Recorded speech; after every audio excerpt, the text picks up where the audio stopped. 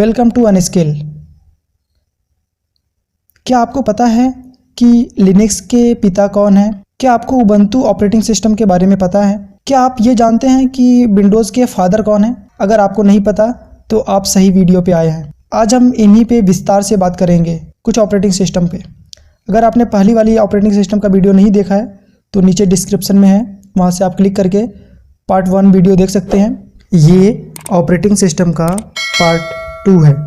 आमतौर पर operating system दो प्रकार के होते हैं। एक तो होता है CUI operating system, character user interface, जिसमें सिर्फ और सिर्फ कैरेक्टर दिखाई पड़ते हैं। कंप्यूटर चालू होता है तो बस कैरेक्टर पे काम होता है, उसमें किसी प्रकार के चित्र नहीं दिखाई पड़ती। और इस प्रकार के operating system single user operating system होते हैं और सिंगल टास्किंग, एक समय में एक ही यूजर इस पे काम कर सकता है और एक ही कार्य कर सकता है। इस प्रकार के operating system CUI operating system कहलाते हैं। इसका एग्जांपल में देखें तो जो आपका MS DOS है, डिस्क ऑपरेटिंग सिस्टम, ये इसका एक एग्जांपल है CUI का। दूसरा है GUI ऑपरेटिंग सिस्टम, जिसका फुल फॉर्म होता है ग्राफिकल यूजर इंटरफेस। इस प्रकार के ऑपरेटिंग सिस्टम में हमें चित्र दिखाई पड़ते हैं। इसका एग्जांपल देखें तो Windows 7, Windows 8, Windows 10 and Linux, ये सारे ऑपरेटिंग सिस्टम हमें GUI ऑपरेटिंग सिस्टम पर बेस्ड हैं। इसमें हमें जितने भी कार्य करेंगे हमें सारे के सारे चित्र दिखाई पड़ते हैं, जैसे कि आइकन हो गया, डेस्कटॉप हो गया, टास्क बार हो गया। इस प्रकार के यहाँ पे हमें चित्र दिखाई पड़ते हैं। अब हम कुछ ऑपरेटिंग सिस्टम देख लेते हैं जो कि बहुत ज़्यादा पूछे जाते हैं CCC के क्वेश्चंस में और इंटरव्यू वगैरह में। तो सबसे पहले MS DOS आता है, जहाँ से क्वेश्चंस पुटअप होते हैं। MS DOS एक ऑपरेटिंग सिस्टम है जो कि पर्सनल कंप्यूटर के लिए बनाया गया था और यह कमांड बेस्ड ऑपरेटिंग सिस्टम है। मतलब कि जो भी हमें इससे निर्देश देना है, इस कंप्यूटर को जो भी कार्य कराना है, मीन्स फोल्डर बनाना है, तो फोल्डर बनाने के लिए हम लोग क्या करते हैं, राइट क्लिक करते हैं और न्यू पे क्लिक करते हैं और फोल्डर पे क्लिक कर देते हैं, फोल्डर बन जाता है। बट DOS में ऐसा नहीं होता, आपको उसको कमांड लिखना पड़ेगा तब जाके उसका फोल्डर बनता है। DOS के ऑपरेटिंग सिस्टम में जितने भी निर्देश आपको देना है सब आपको टाइप करना पड़ता था और उसको निर्देश देना था और उस निर्देश के आधार पर कंप्यूटर कार्य करता था। अगर एक भी वर्ड मीनिंग मिस्टेक हुई तो आपका कमांड काम नहीं करेगा।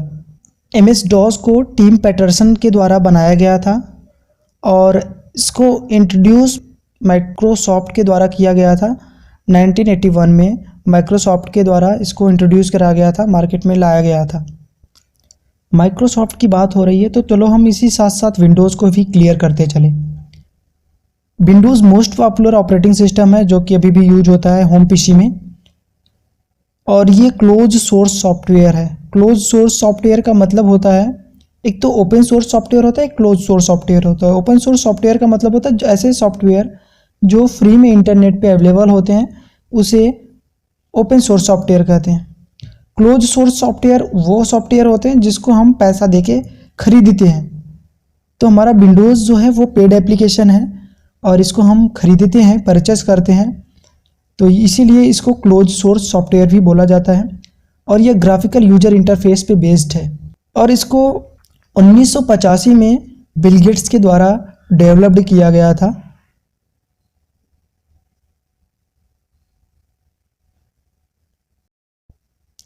अब हम देखेंगे Linux operating system. Linux operating system ये एक ओपन सोर्स सॉफ्टवेयर है जो कि आपको इंटरनेट पे फ्री में मिल जाएगा। अगर आपको अपने कंप्यूटर में चलाना है लिनक्स को तो आप आसानी से वहाँ से इंटरनेट से डाउनलोड करके इंस्टॉल कर सकते हैं। ये ओपन सोर्स सॉफ्टवेयर है, इसमें आपको किसी भी प्रकार का पेमेंट नहीं करना है या फिर किसी प्रकार का पैसा इसको नहीं देना है डाउनलोड करते समय। और ये GUI बेस्ड ऑपरेटिंग सिस्टम है और इसको 1991 में लिनियस टोबाल्ट नाम के व्यक्ति ने बनाया था। अब हम देखेंगे Ubuntu. Ubuntu Linux operating system पर बेस्ड है। ये भी फ्री ऑपरेटिंग सिस्टम है, मतलब कि आपको फ्री में अवेलेबल मिल जाएगा, इंटरनेट पे ये अवेलेबल है, वहाँ से आप डाउनलोड कर सकते हो। और इसको डेवलप्ड किया गया था या फिर राइट किए थे रिचर्ड एम स्टालमैन। 20 अक्टूबर 2004 में इन्होंने ये उबंटू को बनाया था, ताकि जो operating system Ubuntu operating system है वो विंडोज़ इतना ज़्यादा कॉस्टली होने के कारण विंडोज़ उबंटू के यहाँ पे इन्होंने फ्री ऑफ कॉस्ट अवेलेबल करा दिया इंटरनेट पे, ताकि हम लोग अपने कंप्यूटर्स में फ्री में ऑपरेटिंग सिस्टम यूज कर सकें। यहाँ पे इसके बहुत सारे क्वेश्चंस पुटअप होके आते हैं CCC में, वो यहाँ पे हम लोग इसको डिस्कस कर लेते हैं कि किस प्रकार के क्वेश्चंस वहाँ पे आते हैं। तो सबसे पहले पूछा जाता है क्वेश्चंस CCC में कि जो उबंटू होता है उसमें ये फ्री सॉफ्टवेयर है कि पेड सॉफ्टवेयर है। तो ये टोटली उबंटू फ्री होता है, जबकि आपको विंडोज़ को ख़रीदना पड़ता है। दूसरा क्वेश्चंस, उबंटू डेस्कटॉप OS और सर्वर दोनों के लिए सूटेबल होता है, मतलब कि आपका डेस्कटॉप में भी चलेगा और उबंटू सर्वर के लिए भी सूटेबल होता है। मगर जो विंडोज़ ऑपरेटिंग सिस्टम होता है ये सर्वर के लिए सूटेबल नहीं होता, ये जानते रहिएगा। और उबंटू exe फाइल को सपोर्ट नहीं करता।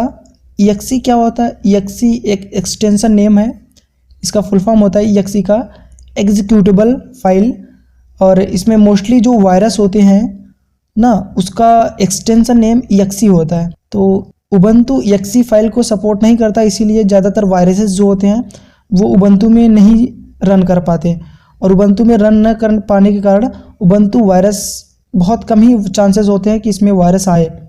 जबकि आपका इसके विपरीत देखा जाए तो विंडोज़ आपका exe फाइल को सपोर्ट करता है। इसी के कारण जो जितने सारे वायरसेस होते हैं उसमें जल्दी से रन करने लगते हैं और हमारा कंप्यूटर स्लो हो जाता है। तो यहाँ पे उबंटू बहुत ही अच्छा हो जाता है इसके लिए कि आप यहाँ पे उबंटू को अगर चलाते हैं तो यहाँ पे वायरसेस के चांसेस बहुत कम हो जाते हैं।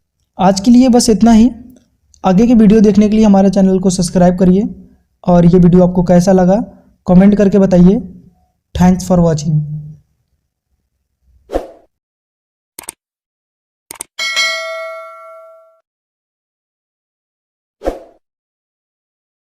Subscribe to our channel by clicking the subscribe button. Click the bell button and enjoy the latest uploads from our channel.